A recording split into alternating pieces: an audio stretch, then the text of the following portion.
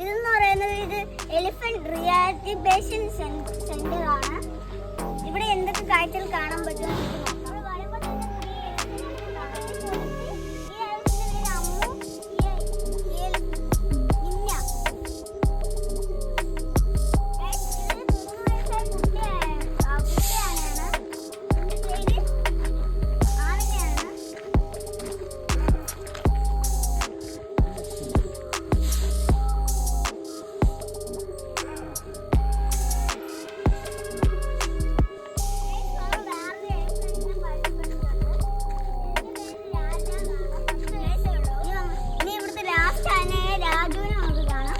Total 14 ആനകളുണ്ട്.